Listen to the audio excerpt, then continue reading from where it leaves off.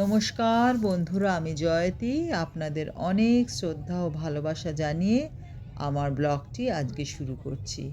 আশা করি সবাই ভালো আছেন। বেশ আস্তে আস্তে গরম পড়ছে, তাই ভাবলাম আপনাদেরকে নিয়ে একটু জলের ধার থেকে ঘুরে আসি। আজকে আমরা যাব আকাবা, একেবারে জর্ডানের দক্ষিণে, একমাত্র জর্ডানের কোস্টাল সিটি। আমান থেকে দূরত্ব হবে প্রায় 250 কিলোমিটারের মতো। আমাদের পৌঁছতে লাগবে প্রায় 3 ঘন্টা। আমাদের বাস এখন ছুটছে মরুভূমির মাঝ দিয়ে। দুপাশে পাহাড়, পেছনে আমান শহরকে ফেলে সাথে সাথে কৌতূহলী মন ছুটছে আপনাদের নিয়ে রেড সি। একটু দাঁড়ান, রেড সি যাওয়ার আগে একটু লাগেজটা রেখে নিই দুদিনের ঠিকানায়। শরীর ক্লান্ত বোধ করলেও মনটা কিন্তু আনন্দে টইটুম্বুর। চলুন, আর দেরি নয়, যাকে দেখার জন্য আমাদের এত দূর থেকে আসা সে পথে রওনা হই। হোটেল থেকে চালকসহ আমাদের প্রাইভেট কার দিয়ে দিয়েছে। আমরা অদম্য উচ্ছ্বাস নিয়ে চলেছি। ওই যে দেখতে পাচ্ছেন তাকে, তার অসাধারণ নীলচে ও সবুজ রং। বাঁদিকে পাহাড় আর আমাদের পাশের লেনের গাড়িগুলো দুরন্ত গতিতে চলছে সৌদি আরবের দিকে। ছেলেবেলা থেকেই টিনটিনের গল্প পড়ে বড় হয়ে ওঠা, লোহিত সাগরে হাঙর। সেই সাগরকেই কল্পনার ডালিতে এঁকেছিলাম, আর তার রূপ সচক্ষে দেখার জন্য সঙ্গে করে আপনাদের নিয়ে এলাম।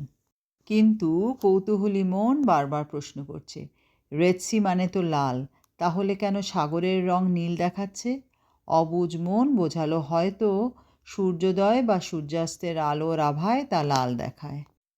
আমার এই কঠিন প্রশ্নের উত্তর দিলেন আমার গাইড, যে এক ধরনের উদ্ভিজ প্রাণী যা আবির্ভূত হয় সিজনালি, তাতে এক ধরনের সাইনোব্যাকটেরিয়া বর্তমান, যাকে বলা হয় ট্রাইকোডেসিমিয়াম এরিথ্রিয়াম, যা সবজি নীল জলকে লাল করে। আমাদের গাইড এখানকার লোকাল মানুষ। ভাষা আমাদের কাছে বোধগম্যহীন। ভাঙা ইংরেজি ও অ্যারাবিক ভাষায় যতটুকু উত্তর পেলাম তাই আপনাদের জানালাম।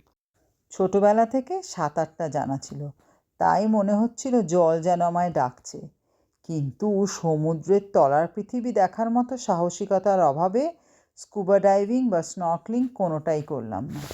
মনকে বোঝালাম সুমনের থেকে শুনে নেব অভিজ্ঞতা, আর তাতেই ভরবে আমার গল্পের ঝুড়ি।